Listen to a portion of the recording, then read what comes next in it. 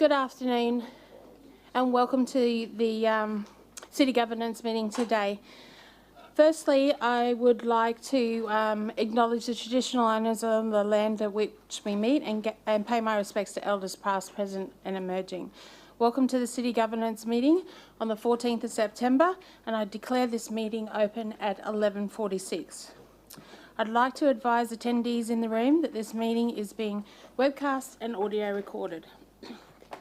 Firstly, I would like to pay my condolence to the royal family on the passing of Queen Elizabeth II.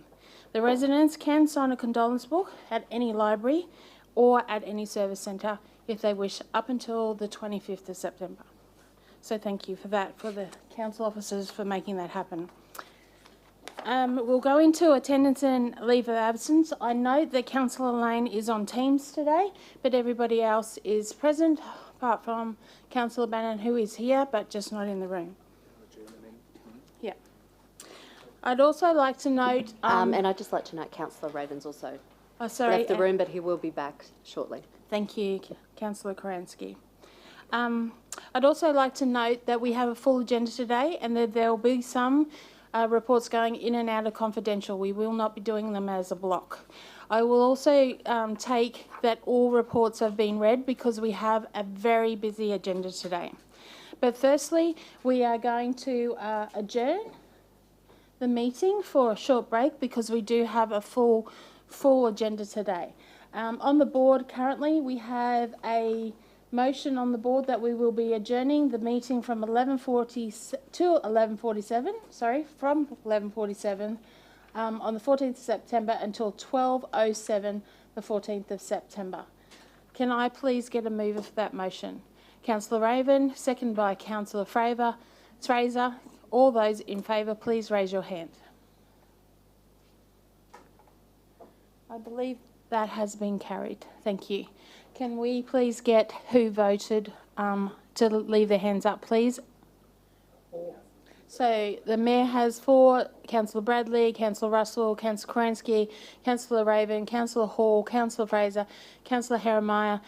Councillor Stemp is against. Councillor Wilcock is against. I got my lunch. And Councillor Lane, how did you vote? Councillor Lane, can you hear me?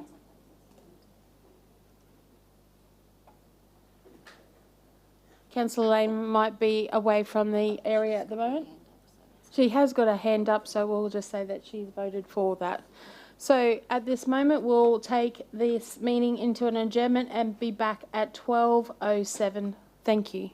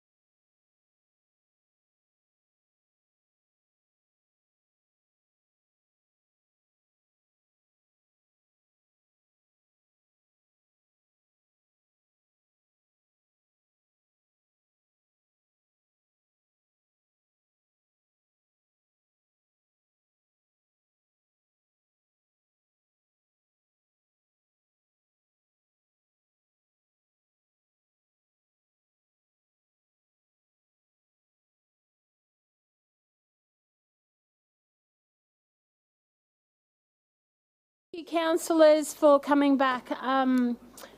We are about to open the meeting again of the Governance Committee. So there is a motion on the board that the meeting be reopened to the public in accordance with section 254J of the Local Government Regulation 2012 Queensland at 12:07 p.m. on the 14th of September. Could I please get a mover?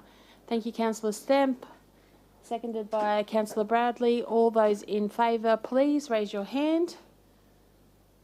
And that's been carried unanimous. Councillor Lane, you're fine online? Councillor Lane may be tied up for the moment. Councillor Lane is joining us on Teams today, and we'll forgive her if we can't hear her. She's currently at the hospital. So thank you for that, Council. Madam Chair, I just want to state that I will be leaving here at 2:30 to attend a meeting with the Attorney General. So if I've not finished, I'll give my apologies, but that meeting is quite important. Thank you, Mr Mayor. I hope to move through the agenda quite quickly. I'm going to take most of the reports as being read. We will be going in and out of confidential today for a lot of the reports. But first up, councillors, with your indulgence today, we will be reorganising the order in which we refer to the agenda. I will begin with item 4.1 on the agenda today. Can the Chief Executive Officer, Mr Darren Scott, please enter the discussions? Before we open discussions on these items, do any councillors have a conflict of interest to declare? There being none, I note that there is item 4.1 is a confidential report. It is considered necessary to take the discussions of this report into a closed session. This matter relates to the Local Government Regulations 2012, Queensland, section 254J 3B, industrial matters affecting employees, as it contains information about the proposed change to the organisational structure. Do any councillors wish to move into closed session for this item, and if applicable, please provide an overview of the intended discussion if different to the prepared motion. So Councillor Bradley, you would like to move that we go into confidential? I remind councillors that there is no desire to discuss confidential matters. There is no requirement to move into closed sessions. Councillor Bradley, you have moved that we go into closed session. Thank you. Do I have a seconder for that? Councillor Karansky has. Second the motion. Now I open the floor to the vote. All those in favour, please raise your hand. Thank you. So, thank you, Councillor Lane. So, Mr Mayor, you don't want to take it into confidential? No? Councillor Hall? Against. Anybody else that didn't have their hand up? Oh, Councillor Wilcox? Against. Thank you. That has been carried. We'll now take that into confidential.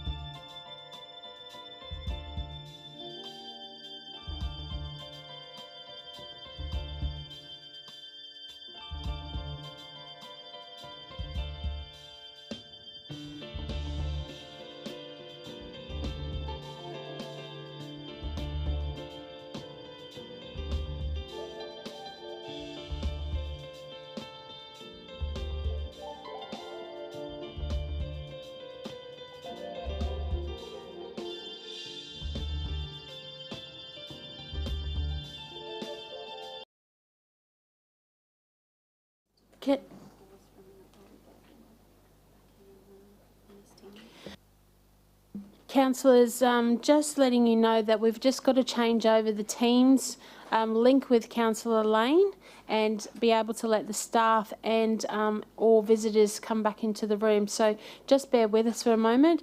Can I just confirm that the audio recording is turned off and the live streaming is back on? Thank you very much. We won't be a second. Thank you.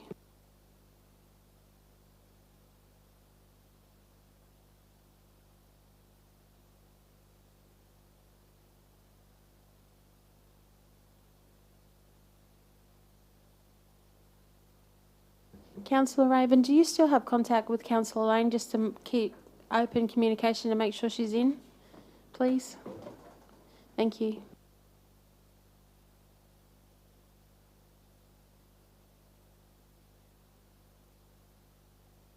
Councillors, before we go to the motion, we will also be tabling the attachment that Mr Scott presented today as well. So there'll be two recommendations. We'll be right with you shortly.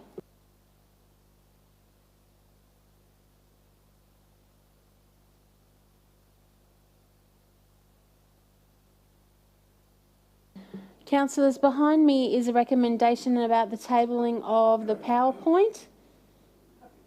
Councillor Bannon has moved that. Do I have a seconder? Councillor Bradley has moved that. Can I have all in favour, please? Raise your hand.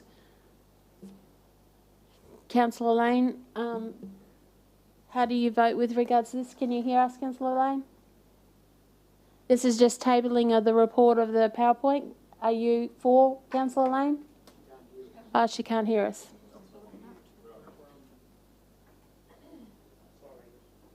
Councillor Lane, can you hear us now?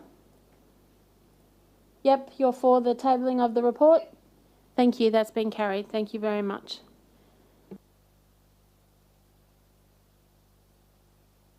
Now you will see the recommendations up on the board. Please take a moment to have a read through that.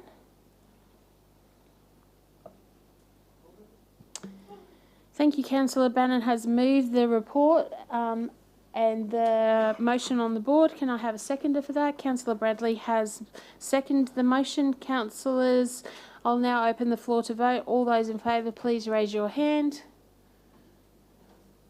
That has been carried unanimously. Thank you very much.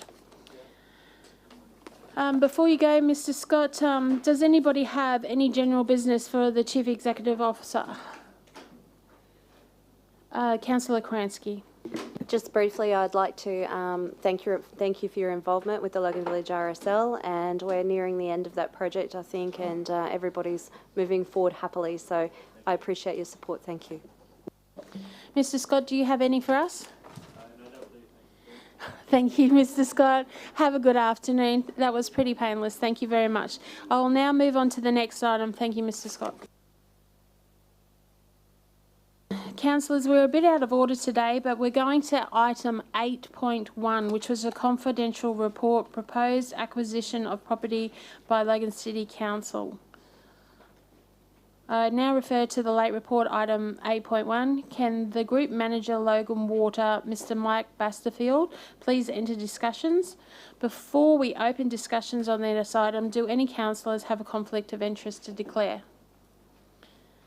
There being none, thank you. I note that item 8.1 is a confidential. It is necessary to take the discussion of this report into a closed session. This matter relates to the Local Government Regulations 2012, Section 254J3G.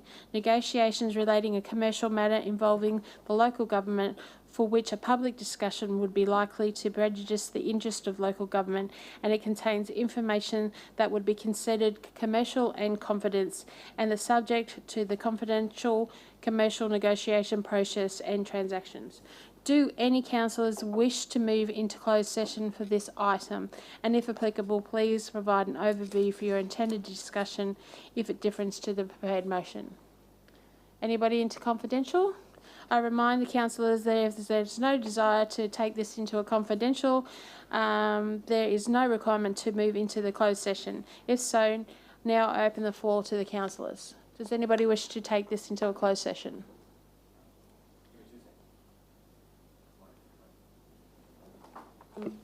My apologies, Madam Chair. Apparently when you have a digital connection, sometimes there are challenges as opposed to those of us who have paper copies. No, not Just copy bear with me. acquisition. Thank you. Is this for Councillor Lane? Oh, I'm sorry. Sorry, Councillor Raven. Sorry, we did say that we were going to reshuffle today. So would you like to take 8.1 into confidential? Thank you. I have Councillor Raven who has moved this into confidential. Do I have a seconder? Councillor Kransky. Or can I have a show of hands who's in favour? Please raise your hand. That has been carried unanimously. Thank you.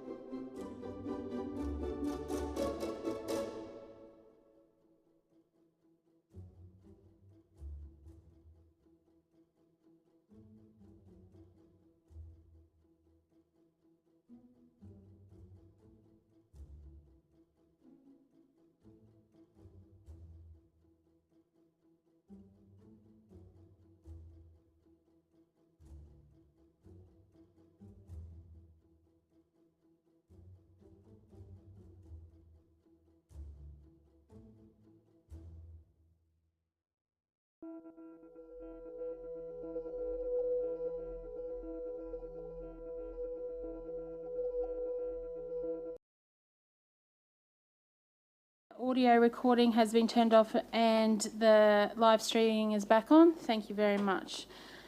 So during discussions, we have a amended motion on the board that the matter be deferred to ordinary council meeting to be held on the 21st of September for further consideration. I believe Councillor Herrenmeyer moved that. Do I have a seconder? Councillor Ravens. All those in favour, could I please get a show of hands? So that hasn't been carried unanimously. Can I get a sentiment, Mr. Mayor? Against? And Councillor Bradley? Strongly against. And Councillor Hall?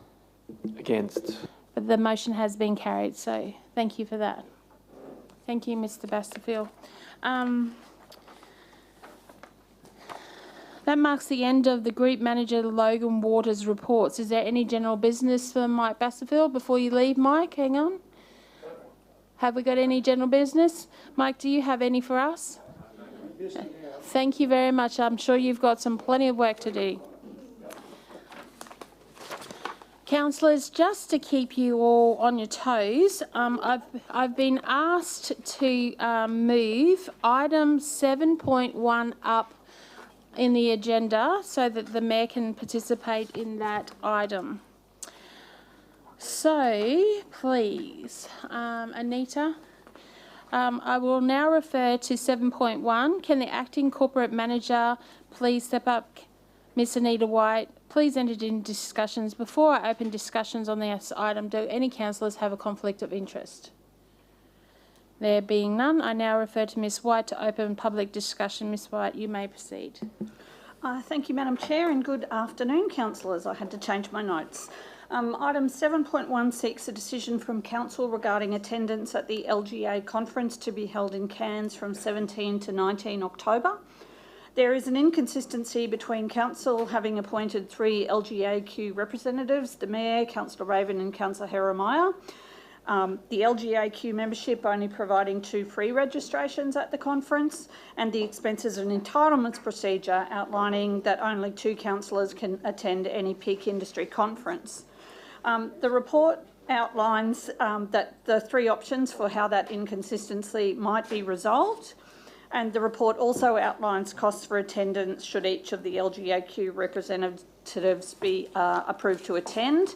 I'll call out the elephant in the room at the moment, which is that recommendation 2 refers to the Mayor as his workshop, the Mayor, simply a reference to the fact that he is in fact the engine room of this organisation.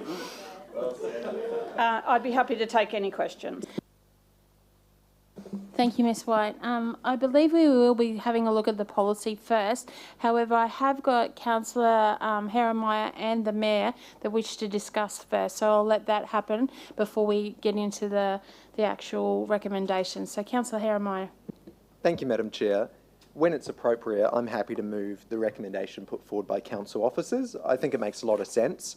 It says that 3 councillors will go to the upcoming annual conference, the Mayor, Councillor Raven and myself. I'd like to say why I'm passionate about going to conference this year. And over the past couple of weeks, I've been working on some youth engagement with LGAQ. And they've asked me to make a video asking young people in my electorate what they think a councillor does for a day. And some of you may have seen some high schoolers and some 5-year-olds coming into the office. And the purpose of that is that we were filming a video and I was asking them what do they think a councillor does in a day. And I've videoed all that, I've interviewed them, I've edited it myself that night, and I have it on my phone and it's going to be played at annual conference as a part of a youth engagement theme. So I'm keen to be involved in that, I've contributed to it, and that's why I want to go this year. And if anyone would want to see that video, it's quite a bit of fun. There's some comic relief in it from the 5-year-old interviewees. So I'm happy to show you after committee. But I'm passionate about the LGAQ conference and especially their themes on youth engagement, and that's why I'd like to move that both the Mayor, Councillor Raven and I go. We had 3 attendees last year. It worked great. Everyone was able to go with what they're passionate about, and talk to other councillors and mayors about their passions. And I'd like to do the same thing and go and talk to the different people about youth engagement at the conference. So when appropriate, Madam Chair, I would like to move the recommendation put forward by the expert council officers, and I'm happy to move that when appropriate. Thank you, Councillor Heremiah. So it's my understanding at the moment that there is only funds for 2 to go, but there's 3 names, and the change of the policy will give us 3 councillors to be able to go after October this year. Mr Mayor, and then I'll have Councillor Bradley and then Councillor Hall. Thank you, Madam Chair. How did we get in this predicament? I believe that the decision was made to have 3 delegates in case, you know, someone couldn't attend, and to make sure that we had 2. So now we've got this situation where you've got 3 delegates and 2 allowed under the policy. Personally, as you know, I'm a stickler for financial situations here, and I would rather go back to the policy and stay there. Now, I say that because I don't want the policy, it's a slippery slope. And I've seen this policy slip around a bit, and I don't want it to get out of control, and I think it's time to toe the line here and acknowledge that ratepayers will be looking at this. And I've got to say one thing, when I look at other local authorities, we are probably the best when it comes to conferences, because we rarely ever go to a conference. We rarely ever go to a conference. In fact, I haven't been to a conference other than going to Canberra, and that's not a conference, that's hard yards. So I would rather have, like I say, put a vote that we stay. If it loses, then that's fine, but I would like to see the first vote go up, that we stay with the policy. And if that means that I don't go on the conference, that's it, because then the next would be to vote on the delegates, and I would accept that decision. But at the moment, I want to put a line in the sand. The policy should stay as it is. Otherwise, we'll keep extending that out, and next minute we'll be in a situation where half the council wants to go. Now, also got to bring you to attention the fact that that week we will have council committee meetings. So there will be, obviously, you'll be missing core council business, and I wouldn't like to see 3 councillors away and then you've got sickness and all sorts of things. So I'd rather adhere to the policy and then work from there. Thank you, Mr Mayor. This is a complicated one. I have a recommendation that we change the policy. We'll test that first, and then if that doesn't work, we can put your recommendation up, if that's okay, Mr Mayor. I have Councillor Bradley next. Thank you. Through the chair, I actually support Councillor Heremiah on this, and there are a number of reasons. Mr Mayor, you are correct. You have historically always been conscious of finances, which I have as well. However, we have to be a bit realistic. We're not all going to be here forever. And Councillor Heremiah represents our next generation. And for capacity building, I think we owe it to our ratepayers of our city to actually facilitate him growing as a person, as a councillor, and attending these on behalf of our council. I've been to a number of the LGAQ conferences over the years and love them, absolutely have always loved them. I found it a huge learning curve. I've spoken to a lot of other councillors from different councils, getting ideas, suggestions, and then come back and incorporated those in my role as a councillor or put forward motions therein. So I think, Mr Mayor, I may put it to you, if you don't want to go, you don't have to go, if you want to save the money, but I am going to second Councillor Heremiah's suggestion.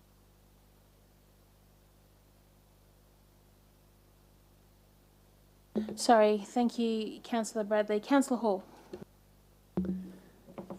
Yeah, look, I am going to support Councillor Heremiah, no surprise there. I also believe the Mayor should go, and I also believe John should go.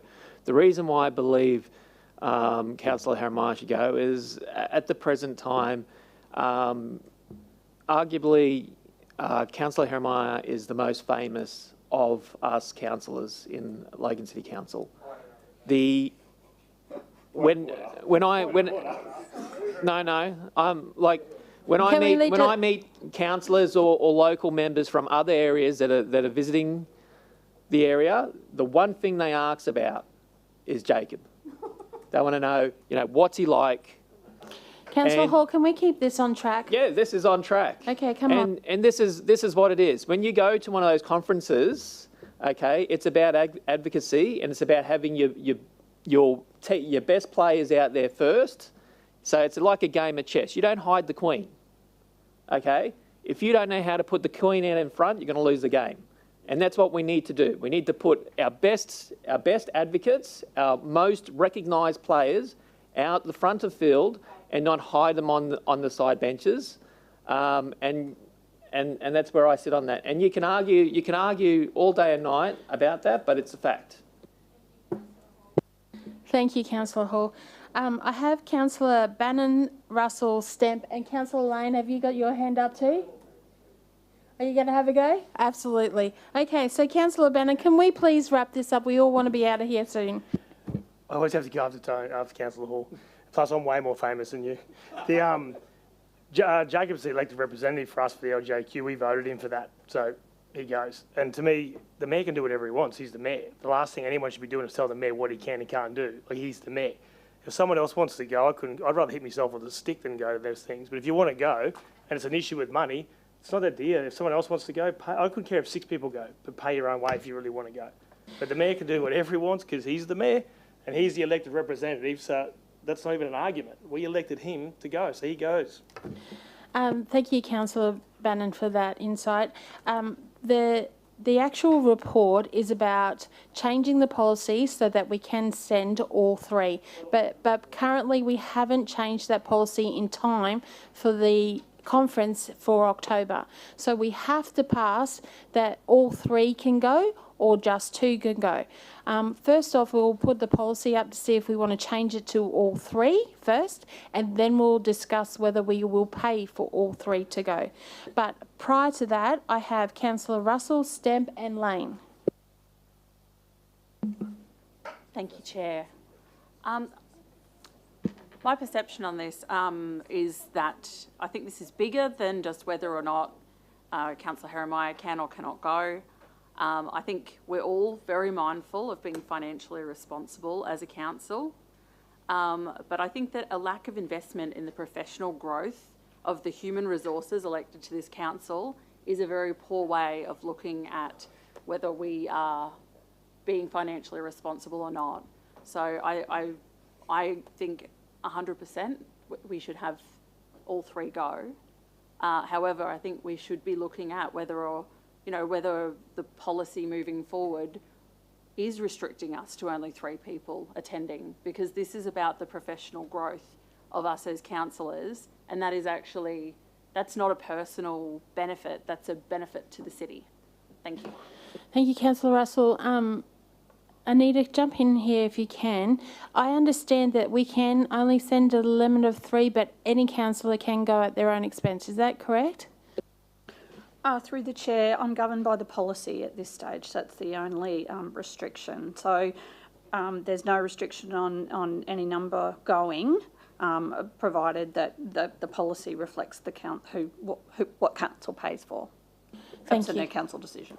Okay, I have Councillor Stemp, Councillor Lane, Councillor Kransky, then we'll wrap it up. So Councillor Stemp. Thank you, Madam Chair. Through you, I guess I think the policy should have an element of flexibility. I mean, for example, last year Councillor Wilcox went because there was an element of inland rail, I understand. So, I mean, my understanding is if there's agenda items or items at this conference which are really relevant to our city or really relevant to a specific councillor, then there should be the flexibility there, but it shouldn't just be a conference to go for no, there's got to be a reason. I mean, obviously, Councillor Jeremiah has explained why. I guess I'm curious to hear maybe from Councillor Raven and even the Mayor I'm just curious to see what is the main purpose of you wanting to go? Councillor Stamp, that's a really good question. I just want to check with the policy. If a councillor is named, can they delegate their position if they can't go? It would depend. It's very hard to draft a flexible policy. So ultimately what we have is 3 named councillors. So in the absence of any of those 3 named councillors being able to attend, then we would need a councillor resolution to replace them. Thank you, Anita, for clearing that up. Madam Chair, I can read the room, and I don't want to obviously have this meeting to continue on because I think we've got a lot more of the agenda to go. So what I will do is I'll remove myself as attending. For this current forum, Mr. Mayor, just for this current. Okay, thank you. And then we'll have that fight again next year. So I still have Councillor Lane and Councillor Kransky. Councillor Lane, do you still wish to proceed?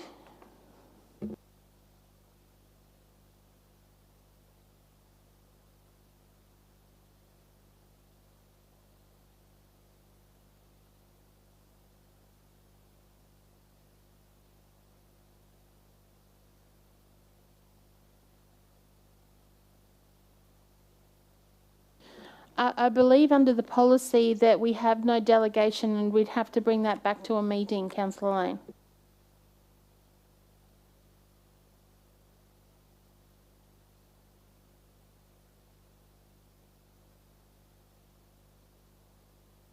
No, we didn't, Councillor Lane.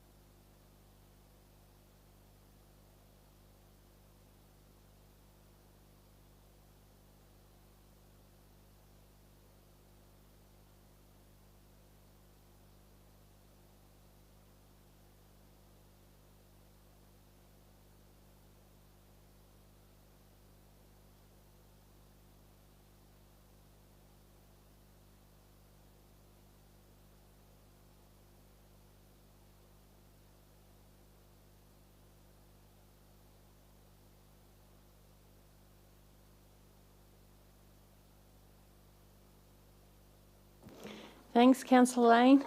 Councillor Kransky, and then we'll go to a vote.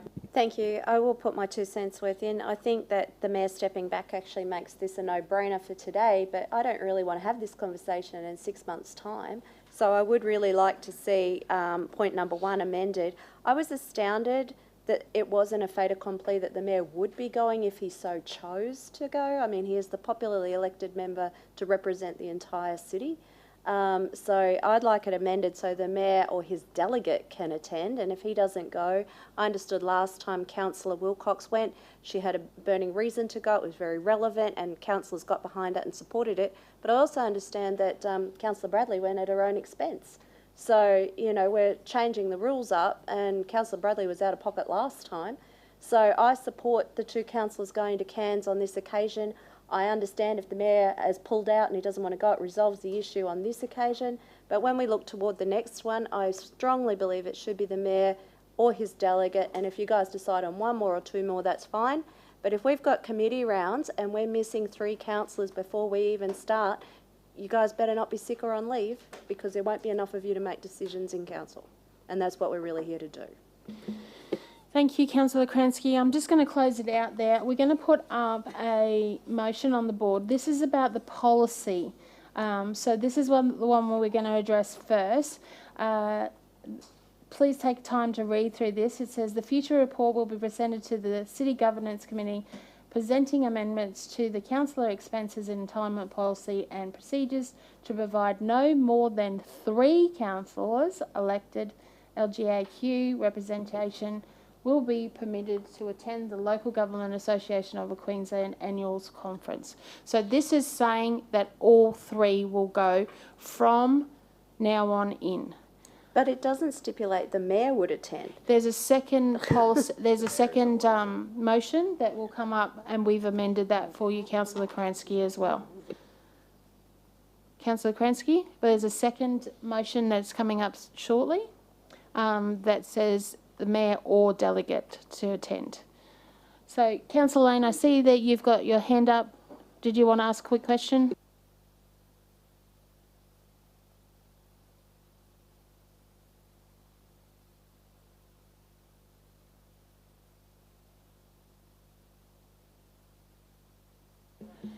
The chair gets 2 votes. Councillor Lane.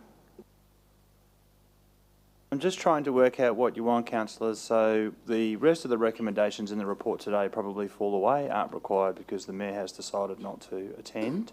However, moving forward, we do need to fix the policy position. I think that's what you're all saying, and we're happy to do that. We're just looking for a little bit of direction in relation to how you would like that policy to read. What this recommendation recommends is that we expand it to 3 representatives, which is in line with the council decision to have 3 representatives, being the Mayor, Councillor Raven and Councillor Jeremiah? Or would you like us to do some further work on the policy to reflect the Mayor has some kind of power to, I suppose, decide who attends the LGAQ conference or a delegate? I just have Councillor Wilcox and Councillor Jeremiah that want to ask quick questions. More a quick point, can we test it with the recommendations as they are so that all 3 go? I'm happy to support all 3 go. Even though Mayor Power has said that he would withdraw, I am happy to support all 3 of them to go from this conference next month, all 3. I just, on record, I won't be supporting any policy change. I'm quite happy with the policy. Councillor Jeremiah, quick. Thank you, Madam Chair. I've moved the 6 recommendations put forward by council officers. Could it please be considered that we just put all of those up on the board, see if it passes? If it doesn't, we can go into rewriting everything, but can we just see if the original recommendations pass? And if they don't, then we can go into the whole rewriting and everything like that. So, Councillor Jeremiah, is this the 6 recommendations that you recommended? That's correct. Okay. Okay. So, we've got on the floor, Councillor Jeremiah has recommended these recommendations. Everybody have a quick look through them. Then we've got Councillor Bradley has seconded it, and then we'll go to the vote. Yes, Councillor Bannon? It blows my mind. I know personally good friends that are in Ipswich Council and Gold Coast. If we were doing this with one of their mayors, you don't know how lucky we got it. Like, if he's the mayor. Correct. That's like, correct. seriously, like, try doing this with the Gold Coast mayor. Like, mayor does whatever he wants to do. So I'm going to go to the floor. Councillor Jeremiah has moved this motion. Councillor Bradley has seconded. All those in favour, please raise your hand now.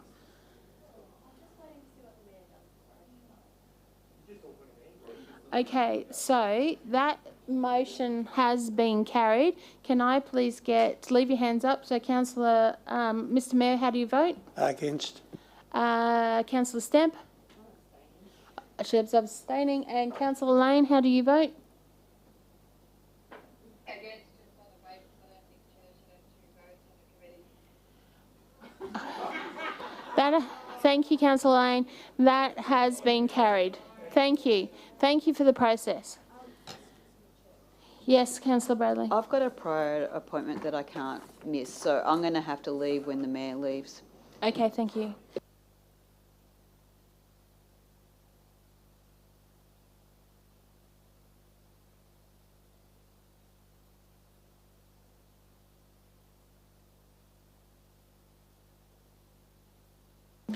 Sorry for the confusion and the moving around today, councillors. We're going to go back to item 5.1. If you do need to leave, can you just please make sure that we've noted it through the minute clerk? Thank you. This is a confidential report. I will now refer to item 5.1. Can the Information and Technology Service Manager, Mr Rick Althorpe, please enter the discussions? Before we open the discussions to this item, do any councillors have a conflict of interest to declare? There being none, thank you. I note that item 5.1 is a confidential report. It is considered necessary to take this discussion of this report into a closed session.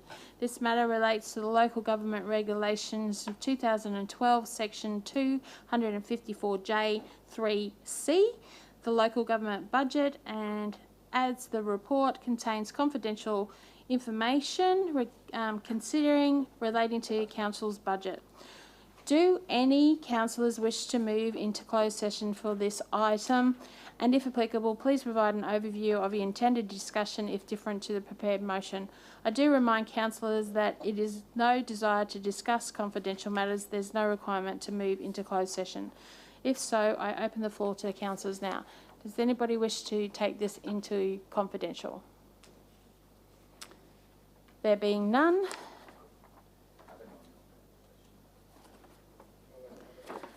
There being none.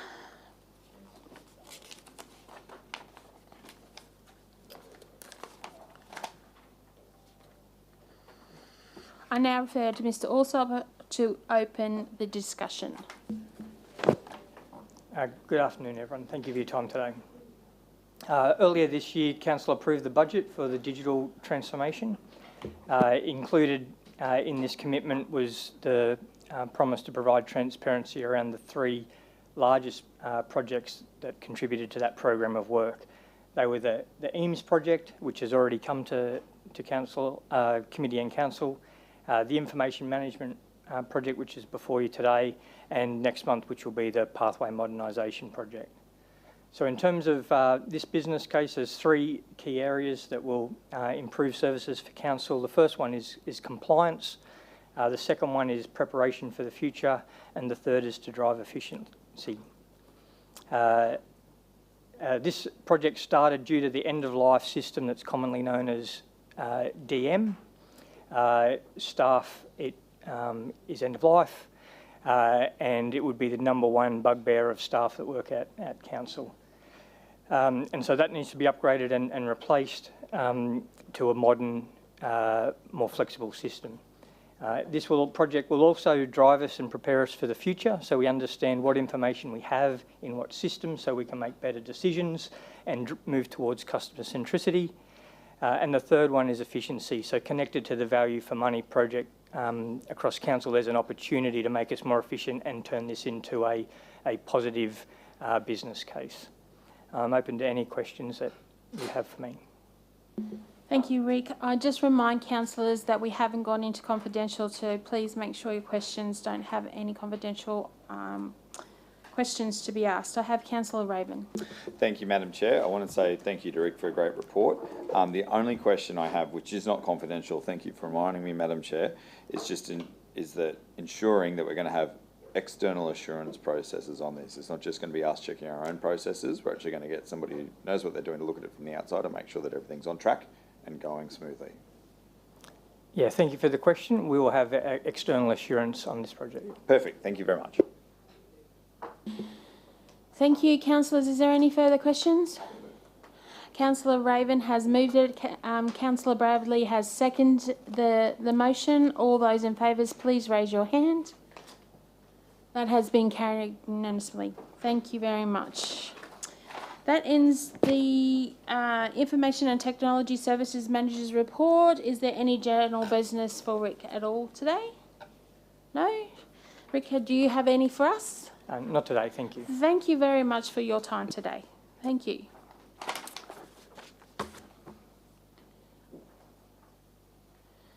Councillors, I will now refer you to item 6.1. Can the Finance Manager, Ms. Bugg, please enter into discussions? Before we open discussions on the item, do any councillors have a conflict of interest to declare?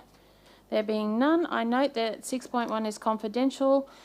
It is considered necessary to take the discussions of this report into a closed session. This matter relates to the Local Government Regulations 2012, Section 254J3C, the local government's budget, as the confidential attachment contains details of budget information. Do any councillors wish to move into closed session for this item? And if applicable, please provide an overview of your intent to discussions if it is different to the prepared motion. I remind councillors if there's no desire to discuss confidential matters, there's no requirement to move into the closed session. If so, I open the floor to the councillors. Councillor Bradley, you'd like to move into closed session? No, I actually have a question that's in the public domain. In the public domain? Mr Mayor, you want to close the session? Mr Mayor has moved this motion to close the session. Do I have a seconder?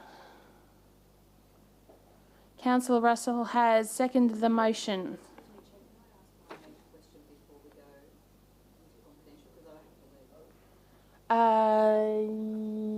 Yes? Yes. Councillor Bradley? Thank you a million times over.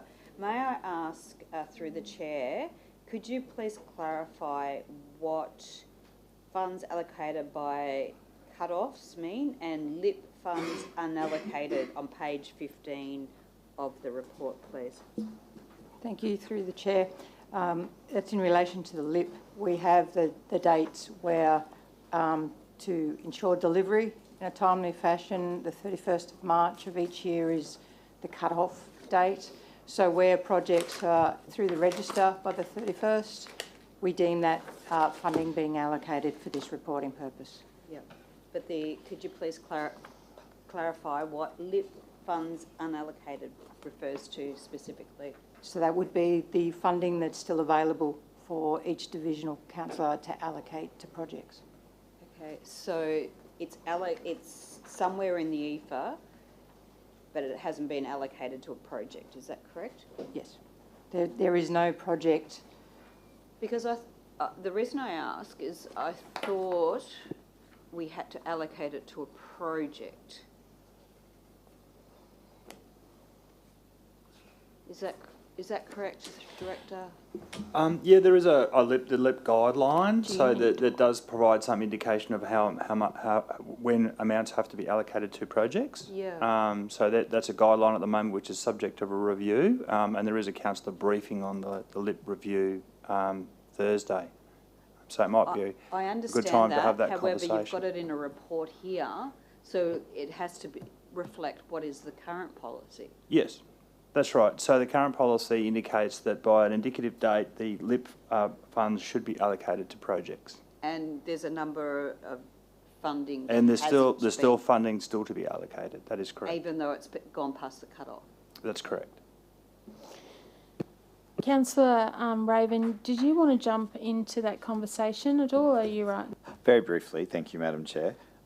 So mine, I'm having a stab, but I'm pretty sure I'm right, is because I assign $100,000 a year to traffic every year, and then if I don't spend it, I move it. Sometimes it doesn't get moved by the deadline, sometimes it gets moved afterwards. So that is unallocated funding, because it's not with the project, but it is with a branch, which stops it from disappearing at the end of the financial year. Is that right, Robert? Yes, it sits in reserves, we call it, Councillor Raven, so allocated to a particular program waiting to be allocated to a project. There you go. Thank you, Councillor Raven. Councillor Bradley, I understand that you have to go and we allowed you to have that question, but we're just going to move back now that we've moved into a closed session. Mr Mayor has moved it. Councillor Russell has seconded it. Councillors, can I ask that you please vote to move into confidential? That has been carried, with the exception of Councillor Bradley, who is leaving us now. Thank you.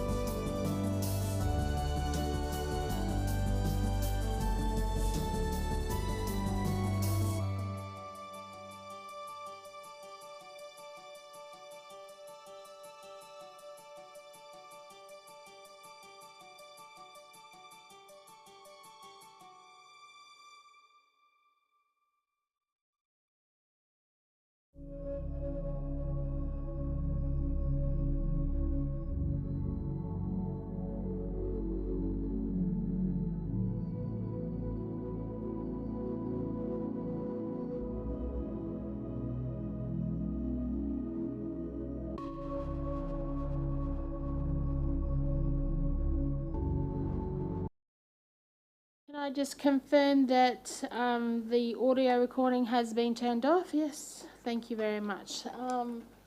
We should have a motion up on the board. Could I please ask that there is a mover for the report as displayed on the screen? Councillor Raven has moved it. Is there a seconder for the motion? Councillor Stemp has seconded the motion. Now I open the floor to vote. All those in favour, please raise your hand. That has been carried unanimously. Thank you very much. We move on to item 6.2. We're getting there, guys. Please bear with us. I now refer to 6.2. Before we open the discussions on this, do any councillors have a conflict of interest? There being none, I now refer to Ms Bugg to open public discussion. Ms Bugg, you may proceed. Thank you, Chair. Item 6.2 is the Financial Performance Report for July 2022. We continue to flag the known risks for the organisation in the coming months, being the constrained labour market and also the reintroduction of the fuel excise, which is due to be reintroduced this month, in fact. We have included the potential impacts on revenue for the adjustments in the housing and building markets for the increases in interest rates. We do not believe there's any real influence on these types of revenues that we can counter as their external economic factors.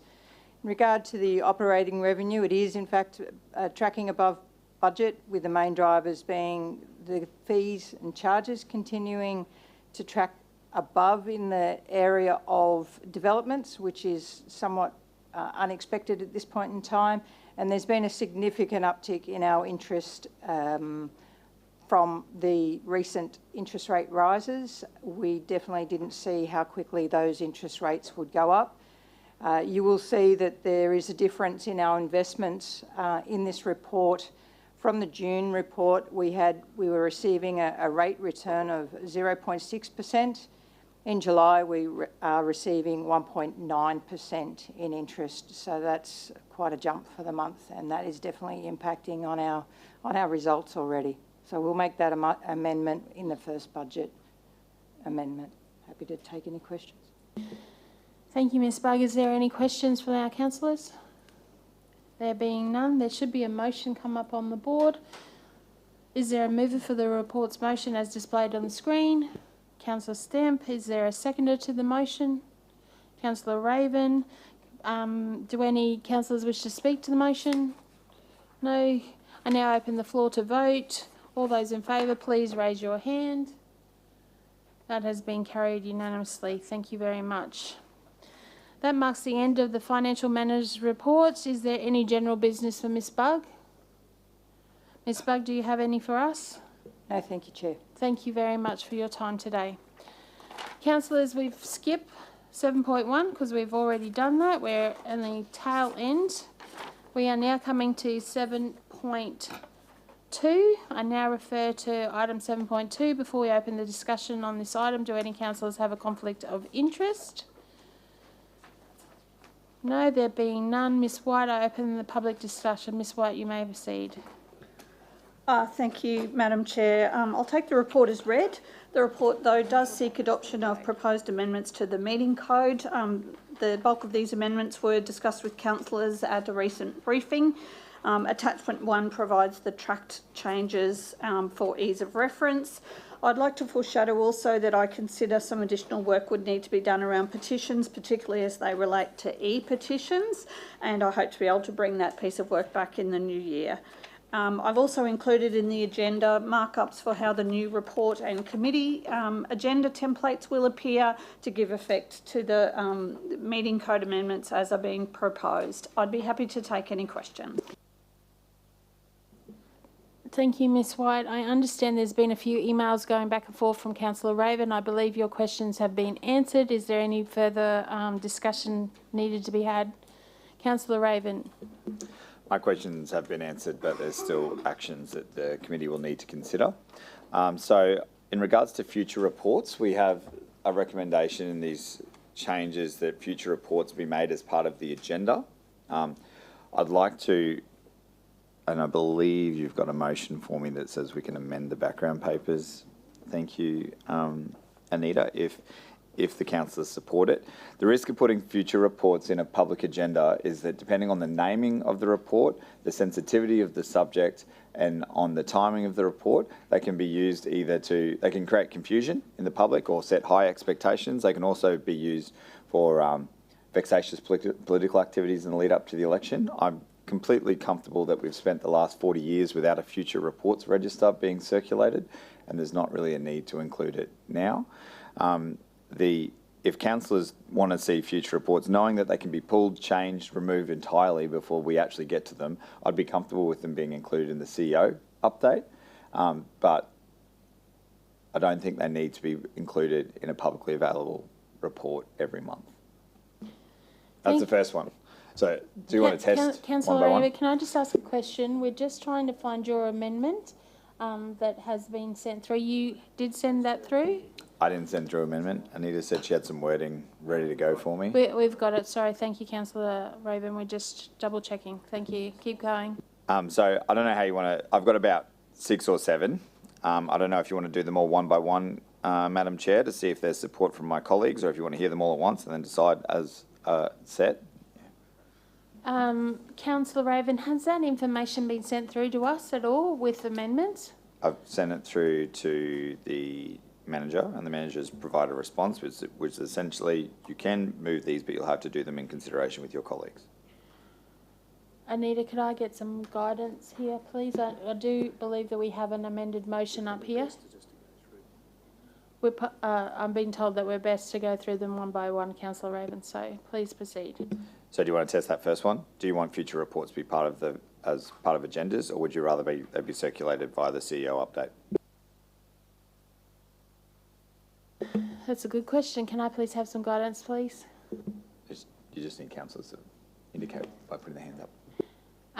Councillors, would you like to vote one at a time with regards to Councillor Raven's questions that he's putting up? Yes? Okay. Can I see the amendment? Sorry, the amended stuff, I can't see it. Councillor Lane, it just says that the amendment essentially says that we changed the background paper or the recommended meeting code as follows, and then depending on which ones councillors support is what will go in the amendment. Does that make sense? So, Councillor Raven, just for the minute clerks here, can you see that up on the board there? Yep. That's what we've got on the board so far. That's it. Yeah, so where it goes A, B, C, D, E, F, G will depend on what councillors support out of the list I put forward. They might support none, in which case you don't need to make any amendment. They might support them all, in which case you'll need to make quite a few. So my suggestion would be is to test each one as you go with a straw poll. Councillors put their hands up. If you've got a majority of us, you keep it. If you don't, it moves on. Because they're not, if there's questions or debate, obviously that can happen, but most of them are pretty simple. It's just whether or not you support my suggestion. So have you got those six amendments there at all, Councillor Raven? There's not really, no, because councillors may shoot them all down one by one. So, through the chair, this is on page 75 of your agendas. There's a proposed new subparagraph 5, Roman numeral 5, relating to future reports. So can I suggest that the amendment be as is on the screen with the colon, as follows, colon, and then A, removal of future reports on page 75. That would be sufficient. The first question is... And then, Anita, we're getting sentiment from the room first. Okay, the minute clerks are just bringing that up now. Are you right with that, girls? And then, councillors, if I could get a sentiment of how you feel about that change. The change I'm proposing is future reports not be included in the agenda.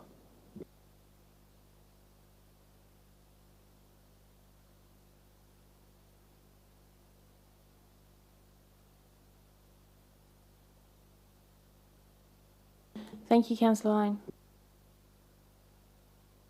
Councillors that are remaining in the room, and I think we've still got quorum, could you please show whether you are in support of A? Okay, that's great. Let's move on.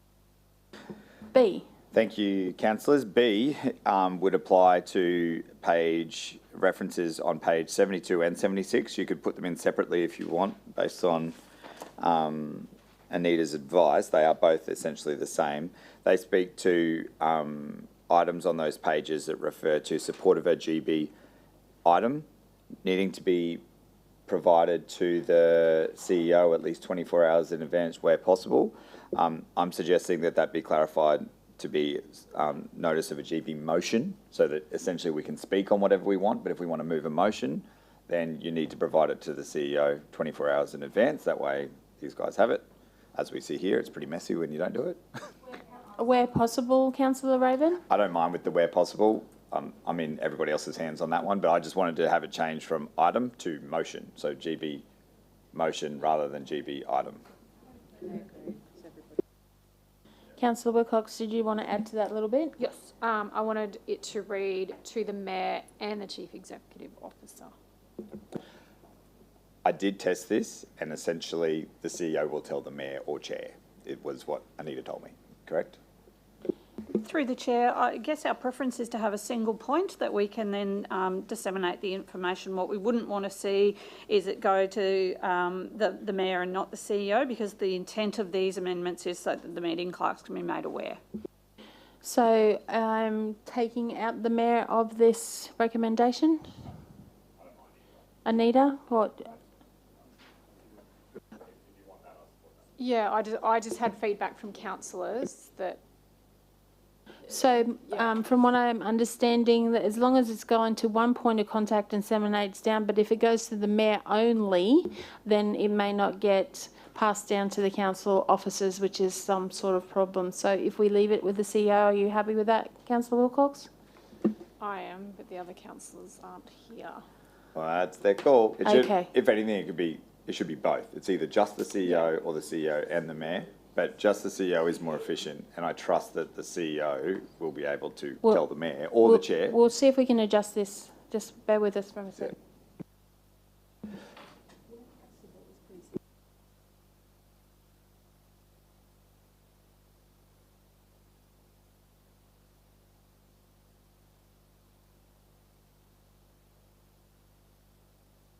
I'm getting advice that if it's in committee, it will be the chair as well. So it's just cleaner if we just leave it at the CEO. So are we happy to put that out there and get sentiment? I'm fine with that. But Okay, could I please get an indication on how you would vote, please? All in favour? Okay, that's great. C. Okay, next one. On page 78, brackets II, there is and sorry, I'll bring it up so I can speak to it more fluently. Oh, look at that. It says, once all members have had an opportunity to contribute to the discussion of a motion, the chairperson will ask that the motion be moved and seconded. Now, this is not during formal debate. I quote under this. This is not during formal debate. This is just during discussion, correct? So the reason why, and this is old, it's not a new change. The reason why I think this should be removed is because in a situation where some councillors may be trying to slow the process down, they can repeatedly say, I haven't had my chance to contribute. And if the chair puts their foot down and says, yes, you have, I've given you ample, then the chair can be sent to the OIA for not giving them their chance to contribute. Under the LGA, the chair has statutory responsibilities to give them a chance to contribute. There's no reason to duplicate it here in this item. Anita essentially disagrees with me because it's in the LGA. Why not have it? Was Anita's point, if I can summarise her discussion. So I'm not wedded to this one. I just think that repeating responsibilities we already have under the Act in a code that isn't the Act is pointless and exposes the chair to more vulnerability than they already suffer. Wow, it's late in the day. Thank you, Councillor Raven. So do you have any particular wording that you want to put in number C? The removal of? Yeah, remove 7.4 CII. Captain. That was page 78? Yeah, on page 78. So it's remove, what do you call that, an item? Is that an item? Clause 7.4, bracket C, bracket 2, or bracket II. Captain. Councillors, can I please get a sentiment in the room for C, please? So that's gone okay. Councillor Lane, are you back yet? No. Okay, thank you. Continue, Mr. Raven. Thank you, Madam Chair. Page 82, which is under, thank you, Councillor Karansky. 82 is, and it's number 3, D. So it's clause 7.7 D3. This is informal debate, so this is a very rarely used motion. I completely accept if councillors don't want to support its removal. It says no debate is permitted in relation to a reply or a refusal to reply to a question. This doesn't expose the chair to any vulnerability. It exposes councillors in a formal debate. I may ask Councillor Wilcox a question. She provides a response that I want to debate her response because I either disagree with it or I asked her the question specifically because I knew her answer and wanted to challenge it. But the chair can stop me from doing that because I can't debate the response that you provided. We saw today a number of times questions were asked of councillors and that changed the nature of the conversation. The intention, correct me if I'm wrong, Anita, is to keep us focused on the report rather than the conversation around the table. But if you're having a debate, then I feel that that's a conversation between councillors trying to get to the best decision-making outcome possible. I think it's unfair to say to a councillor, I can't respond to something someone said, or I can't challenge why they refuse to provide an answer. Like I didn't get asked directly, but if you just said, Councillor Stemp, that you wanted to know why I wanted to go to LJQ, if I refuse to answer that, I feel you have the right to ask why I don't want to answer that, right?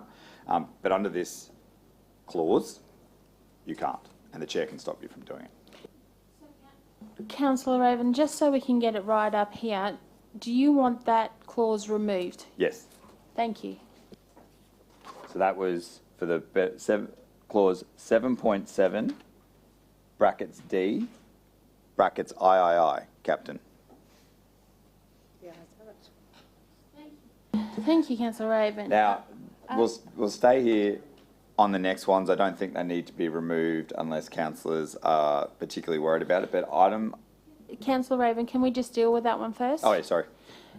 So, councillors, can I get please your vote on the previous one? D, removal of clause 7.7 D3. Okay, that's been carried. Thank you. So the next one is for clause brackets IV 4 and on A and B. So A says so an officer to whom a question is asked without notice may, if the question does not relate to a report being presented to the meeting, request that the question be taken on notice for the next meeting. So this actually stipulates what an officer can do in a meeting, and my understanding from how it reads says they can only take the question on notice or for the next meeting if it doesn't relate to the report. Anita assures me that an officer doesn't know the answer to a question, they can always just take it on notice, but that's not how it reads to me. So not married to that one, but it seems like you could force an officer to provide an answer as the chair, because that says the only reason you aren't allowed to respond is if it's not relevant to the report. Councillor Raven, just for the minute clerks and for trying to get this process through, can you state you want the removal of this clause? Is that right? That's my suggestion. Okay, so can you just say which clause it was again? Wait, and these ones go together. So I want them both removed. Removal of both. Because B, the officer can request that the question be the subject of a report to the committee for the next local government meeting. I don't think they specifically need that power stipulated because they have other mechanisms by which to ask for reports to come to council. Committee and council meetings are our meetings where we determine what comes up, and an officer could always say, like councillors, I suggest, da-da-da-da-da, but this is literally giving them a head of power, a clause that lets them request a report come to the next local government meeting, whereas I don't think it's necessary or appropriate to give them that when they have other mechanisms of doing it, including asking. sorry, okay, we've got the removal of clause 7.7D. IV. IV, Yeah. A and B. Yeah, which removes Of the IV. amended, Correct. right, okay, that's that one, so we're Yeah. up to, F. Oh, sorry, did you wanna sorry, test? sorry, can Test I first. please test the sentiment, please, of the room? Thank you. I know, right? It's F, just- F, you're up to Thank councillor. you, Madam Chair. If you want to flip through to page 93 of your reports, of your agendas, councillors, this is an old bugbear of mine. You've heard me raise it before. In 9.1A, a member of a local government or a committee must. No, we're back to must. Councillors don't must anything, should. And I'd like to move in general that unless there's a legislative obligation on us to do it, that must should be changed, or may, yeah. You suggest may, do you, Councillor Jeremiah? Yep. So we're just writing, removal of the wording must. From 9.1A. A. And- And amend to may. The word may. Yes, I'm happy with may. And it says, for B, it says must not, should say may not. However, the decision you have to make is whether a councillor must comply with the direction given by the chairperson of the meeting. There's consequences if you don't, so I'm happy with may. So councillor Pretty sure Raven, it's the just to double check, because we're trying to work with the minute clerks here. So in B, you want it to change from must not to may not. Yep.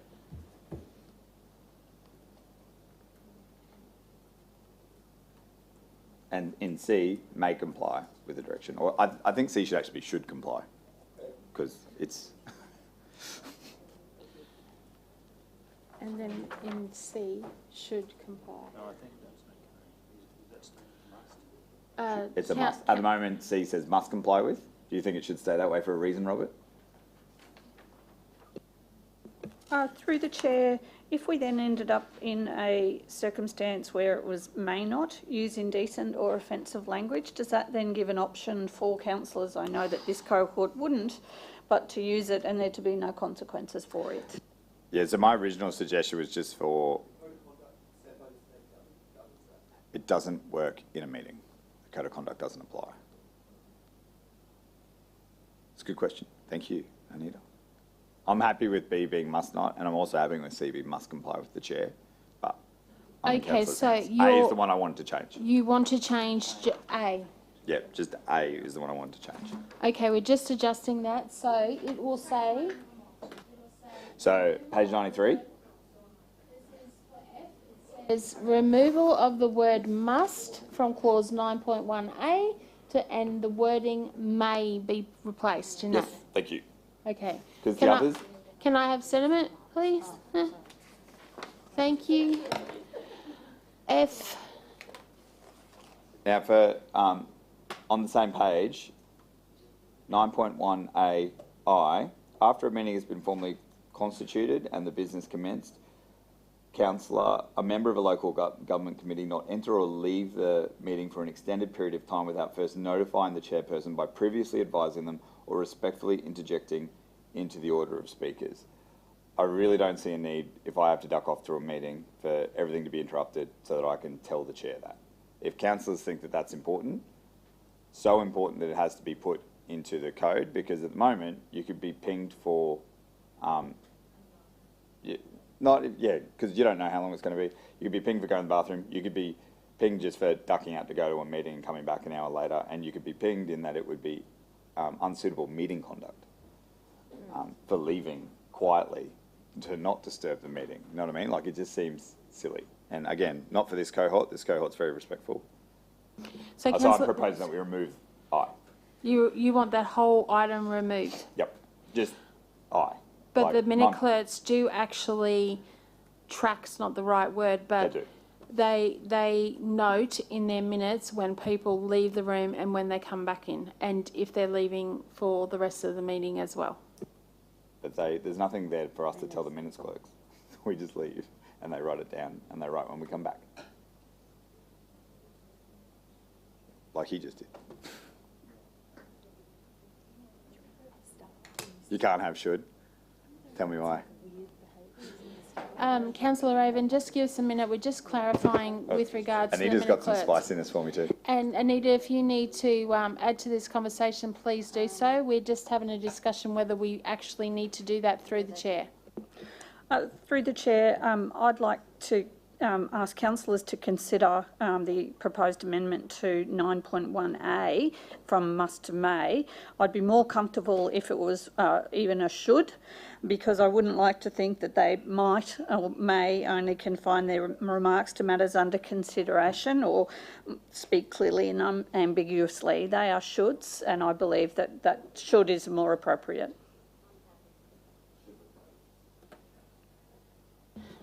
Yes, Councillor Harriman. I think, you know, and this is wordsmithing, but when it comes to code, wordsmithing is really important. And I think it should be may, because not all members of local government can speak clearly at all times during the meeting. So I think making it a requirement, saying they must speak clearly, I think actually endangers it, because we don't know who's going to be elected in the future. The world's changing, so I think we should have a very open and very, very fair way, and I think may is the better way to go. Thank you, Councillor Harriman. Can you just hold that thought for a second, because I think Councillor Lane is having trouble hearing us, so just bear with me for a second. I'm not having problem hearing you. I'm having problem when Councillor Harriman started his comments. I actually couldn't hear it. It was like there was an interruption just flowing through, and I couldn't actually get the context of his comments at all. So, Councillor Harriman, in a quick summary, could you just tell Councillor Lane what you just said? I'll speak closer to the mic. So I think it's a good idea to change the wording of A from must to may for many reasons, one of which that we haven't considered is that requiring that a member of local government must speak clearly is not necessarily a great flexible approach, because not all future members of this local government may be able to speak clearly. So we need to make sure that our code takes a very flexible, open approach to respect all councillors. Thank you. Thank you, Councillor Harriman. Before we just jump into Councillor Raven and Councillor Hall, Ms White, do you need to add anything to that? So at the current moment, I believe the minute clerks have changed it to may. So 9.1A to the wording may. Oh, sorry, Robert wants to jump in.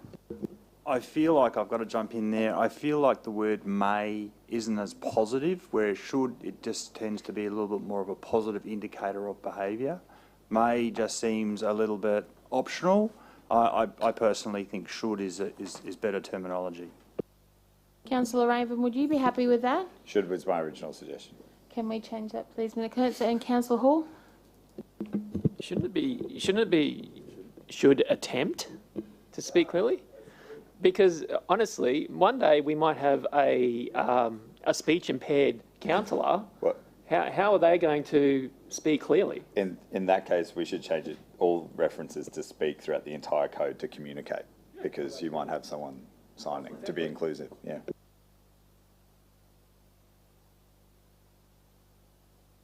It is getting a bit ridiculous, but like when you bring and we discuss some of these things in the briefing, but I completely acknowledge that I didn't go to this level of detail. So can we just test should? Please? Should attempt. Thank you very much. I attempt to speak clearly. So, councillors, even though Councillor Raven is going through this and we're testing them after each one, at the end of the time we'll put a motion up onto the board and we will vote on all of the changes. So, Councillor Raven, for the love of God, is this the last one? Getting there. Page 96 has no change, but noting for all chairs in the room, of which there's 3 of us here, that the chair can be hit with misconduct. Oh, there's 4 of us here. The chair can be hit with misconduct if they do not behave appropriately in the meeting. That's how serious the position of chair is. That is not a friendly little slap on the wrist. There are fines associated with misconduct and a permanent mark on your record. I tried to get it removed, but Anita jinxed me on that one. 97, not needed. 114, not needed. The 100 on page 114, it says that all phones in the public gallery must be turned off. We can't enforce that, but keeping it in there means that if someone's phone is ringing and they refuse to turn off, you can eject them, so it can remain. Really? You don't want to change the language on that?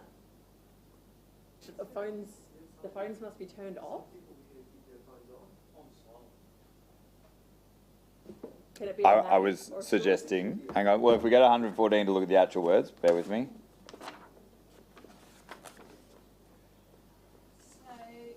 So, Councillor Raven, 12.4A. Correct? So Nailed it. that should be not switched off, but on silent. Yeah, so it says members of the public must switch off mobile phones to ensure that mobile phones remain switched off while in the public gallery. So we could have Only the switch public off gallery. or placed on silent. Or add the words placed on silent to the section of that. So you want to say switched off or remain on silent? Is that what you're suggesting? I was actually going to go with Anita on this one and leave it. Anita? I'm in the councillor's hands. There is a sign that would have to be amended outside council There is a chambers. cost to this one. Councillor Haramaya? Yeah, I think it should be amended to say or on silent, because we need to remember the most vulnerable in our community that have carers that may attend council when there's a discussion that is relevant to them. So I think it's important that some people do need to have their phones on and be accessible, but at the same time, they shouldn't interrupt our proceedings. So I think we should amend it and say switched off or silenced or something to that extent.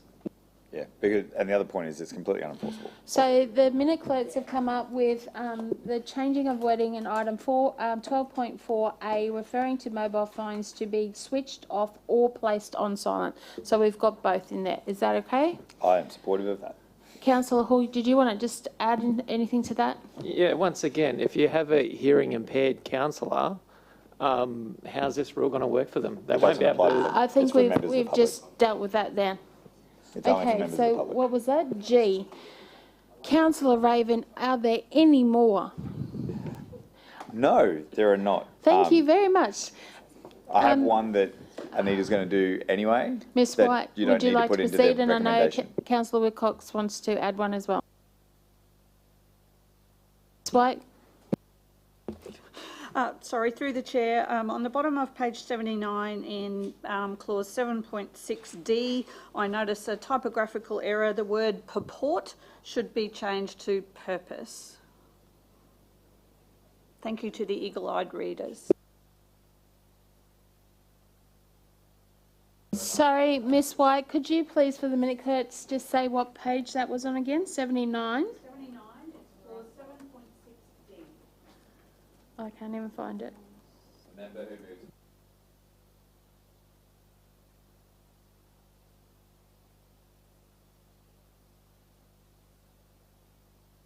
The word was report, did you say? Purport. P-U-R-P-O-R-T. Thank you.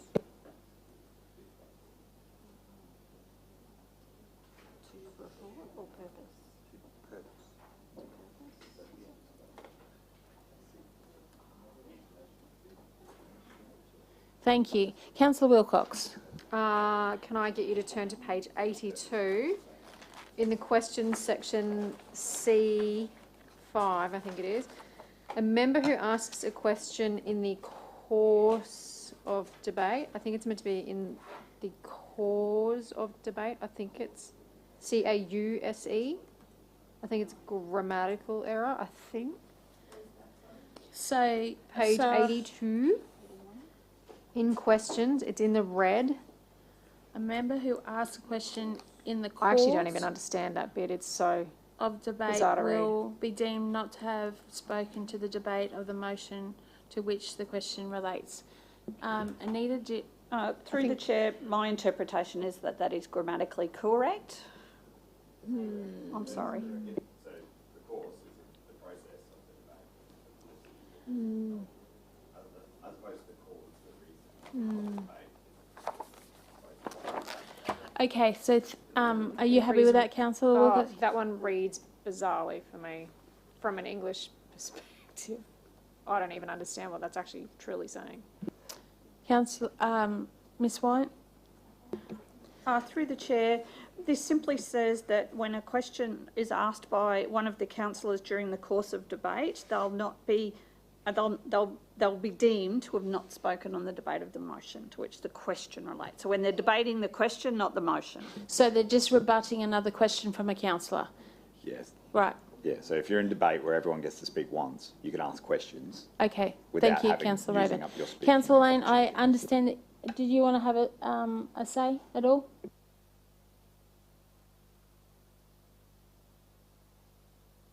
Okay, so we're removing that last one.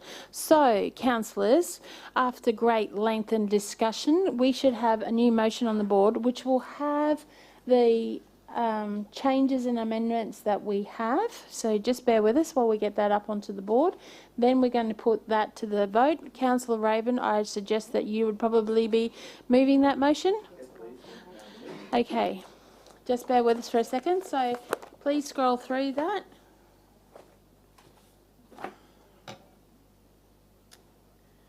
Councillor Raven, can you just make sure that that looks correct to you? I think we have done everything correctly.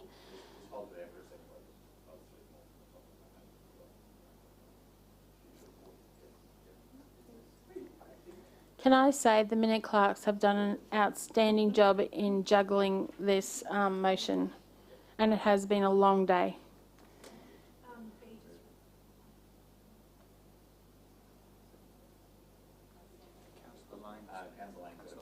Councillor Lane, you got a question, Dom?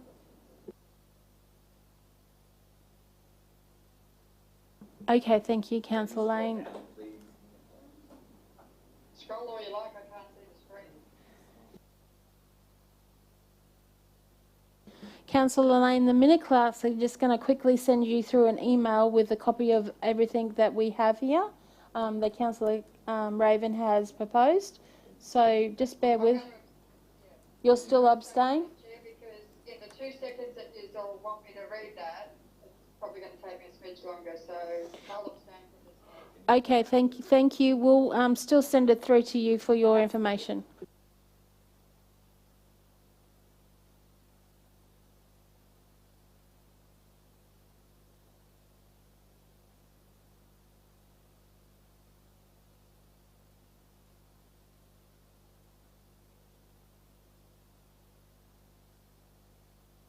Thank you. So, Councillor Raven, you're happy to move that? Can I have a seconder? Oh, sorry. Councillor Wilcox, which one do we Back up want? to B. The general B, business motion yeah, it doesn't provided quite to the... read right. Within 24 hours where possible of what? Yes, I know, but it just needs to be amended. So within 24 hours where possible of the meeting, how do you want to word that bit? Or before, within 24 hours where possible, before the scheduled meeting, something, but you need to add something because it just says within 24 hours where possible of what? You could actually just put.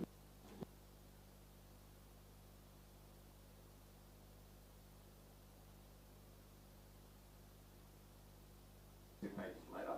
Yeah. So if you really want to be specific, you could just change. Can we go ahead with the notice of the scheduled meeting? So the actual, through the chair, the actual wording will be, it talks about 24 hours before the ordinary local government meeting or before the committee meeting.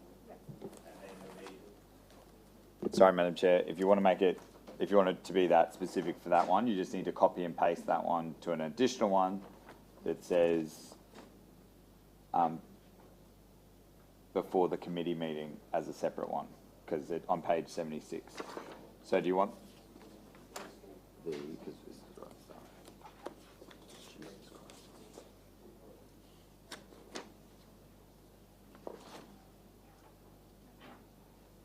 So it's 6.2.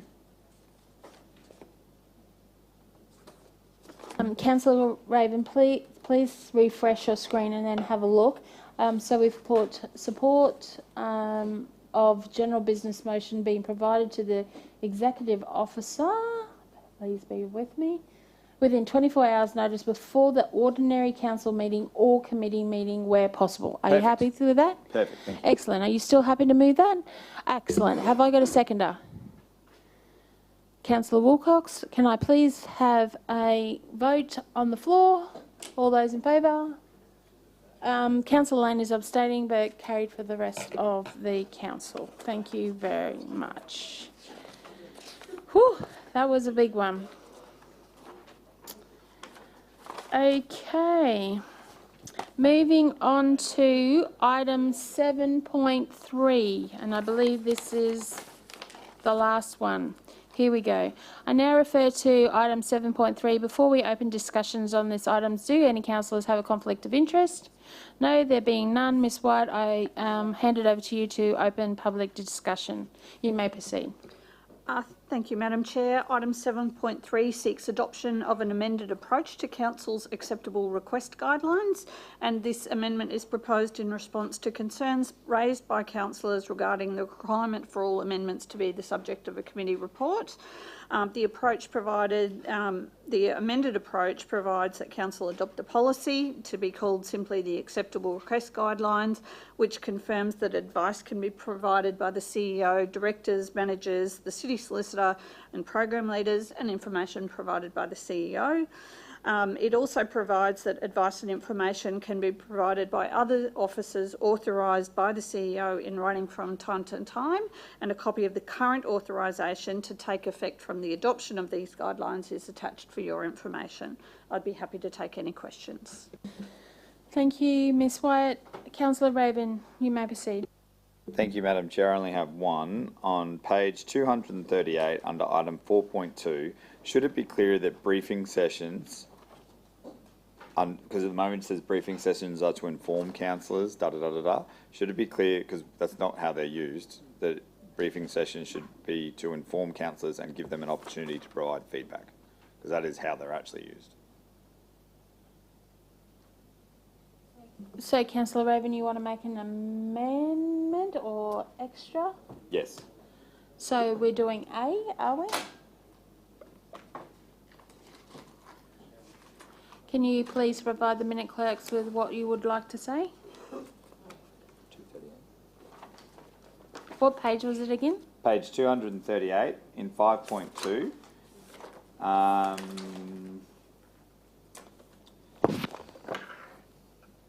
Paragraph 3, it says the purpose of a briefing session is to inform councillors only, not to provide closed forum for debate on the matter or provide an opportunity for councillors to influence the recommendations of the committee report outside the committee process. But in reality, they are used to inform councillors and seek feedback. But then you can say the rest, which is not to provide a closed forum for debate. So you would want to insert the words after is to inform councillors and give them an opportunity to provide feedback. And then remove the word only. The purpose of a briefing session is to inform councillors. But I agree that it shouldn't be an opportunity to influence the recommendations, because officers need to make those independently of our influence. Oh, we're just typing that up. Just bear with us for a section.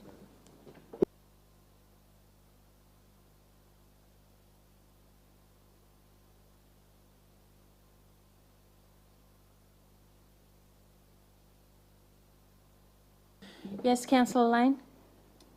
I just wanted to say, Anita, I've had occasion where I've contacted someone where I thought I was operating under the acceptable request guidelines, but it turns out the person was only acting in the role and they weren't making their substantive role, and I was still contacting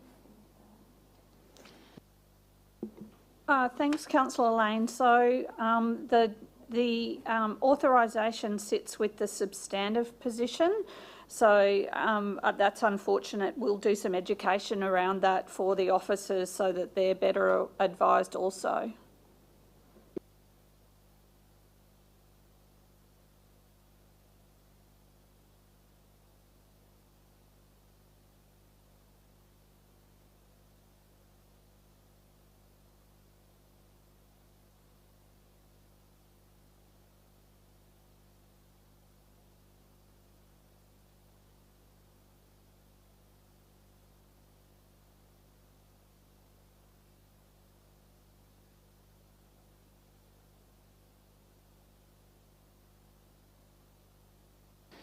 Ms White, is there a possibility that once a councillor has engaged with a person that is in an acting role and they change back down to their normal role, that we could still continue to engage with that person?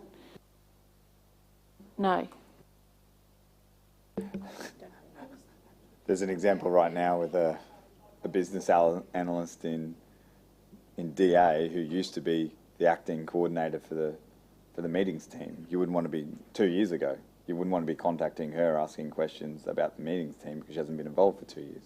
So, I mean, for a relevant point, like if you've got an ongoing case right at this particular moment, and I don't know whether we can add the wording in there, but if you've got an ongoing case where that changes, is that possible? Through the chair, from a practical perspective, when you're in an acting position and then go back to your substantive, you do a handover of your active matters. So that would be, Councillor Murphy, it would be if I had an ongoing matter with you and went back to my role, then I'd simply let whoever took over from me be aware of that. Thank you, Ms White. Councillor Lane, does that give you some understanding? Are you okay with that? Thank you for highlighting that. I understand your sentiment exactly, but I do understand where Ms White goes.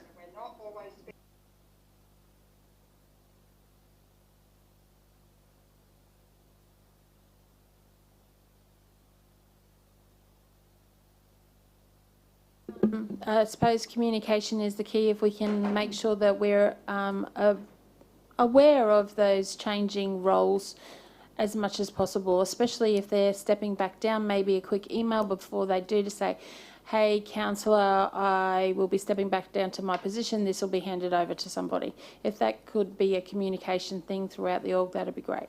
Happy to take that on notice. Thank you, councillors. We're coming to the end of that. We have some amendments on the board. If you can have a read through those, and then we'll go to see if we have a mover and a seconder.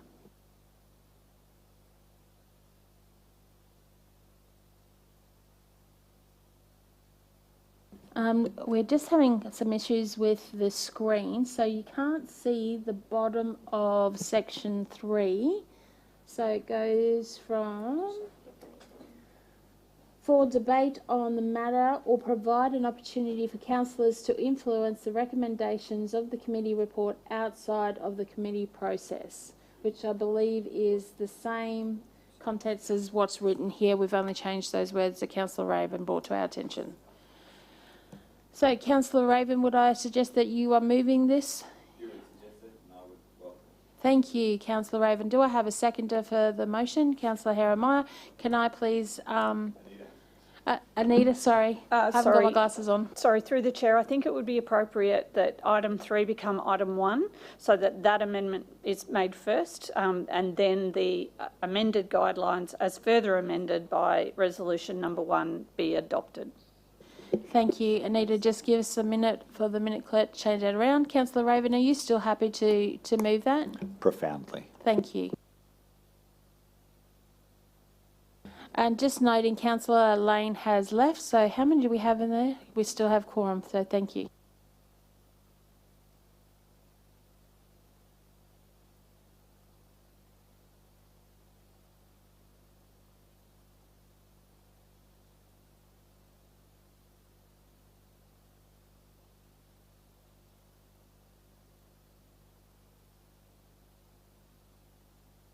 Okay, councillors, I believe that's been changed to the recommendation that Ms White recommended. Councillor Raven has moved it. Councillor Jeremiah, are you still happy to second it? Can I please have a show of hands? That has been carried unanimously. Councillor Lane has left the meeting, so thank you very much. Thank you. That marks the end of the Acting Corporate Governance Manager's report. Is there any general business for Anita? Anita, do you have any for us? I doubt it. I hope not. Yes, we'll be in the briefing sessions tomorrow. Thank you, Ms White. We are now going to go to Mr Strachan. I believe there is a general business to be raised by Councillor Jeremiah. So, Councillor Jeremiah, I let you have the floor. Thank you, Madam Chair, and I'll keep this general business motion quick. I know time has gone on for quite a while, so I'll keep it short and sharp. So right now, my motion is about item 3.12.1 of the councillor expenses and entitlements procedure. And the reason why this section is up in my motion today is because it states that promotional items will not include councillor images or personal councillor contact information. Now, I'm wanting to repeal that section, and my reason behind that is we have a strange system going on right now where councillors can order teardrop banners, where they can order tablecloths, but they can't even contain our personal council-provided email address or council-provided phone number. And I think it's important for councillors to be accessible by their communities. I can order a tablecloth that says Division 8 on it, but it can't say Jacob Jeremiah at logan.qld.gov.au and my phone number. This is that section that's getting in the way of it. I want to be accessible to my community. I want to have things like a tablecloth and a teardrop banner that say my councillor contact information, as well as the branded information from council. So my motion says that we request that the Director of Organisational Services be requested to present a report at the upcoming City Governance Committee meeting that details options on removing section 3.12.1 of this procedure. So what we're voting on today is not removing it, we're just asking council officers go away and bring back the options. Now, I think this is reasonable. Other councils have this same system. If you look at the Gold Coast, there's even gazebos with councillors' names on it provided by council. So I think that this is a reasonable thing. I think this is a fix of a section that was introduced in the past, and I'm looking forward to moving it when appropriate, Madam Chair. Thank you, Councillor Jeremiah. I do note that it is just a report. The governance team would have to go away and then provide that information back to the councillors. Councillor Raven, you had a question. Not a question. Happy to second the motion and support it so we can see the report come back and then actually have a debate on whether or not this is a good idea when that report is presented to us.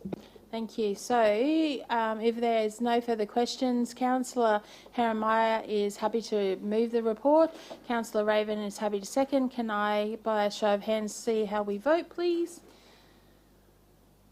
So that hasn't been carried unanimously. Councillor Wilcox, how do you vote? Against. We've had this debate before. Thank you, but it has been carried. Thank you very much. That concludes today's agenda. Do we have any other general business for Robert today? No? Robert, do you have any for us? There being none, I declare the City Governance Committee meeting of the 14th of September 2022 concluded at a big 3:11 p.m. Thank you so much for your attendance.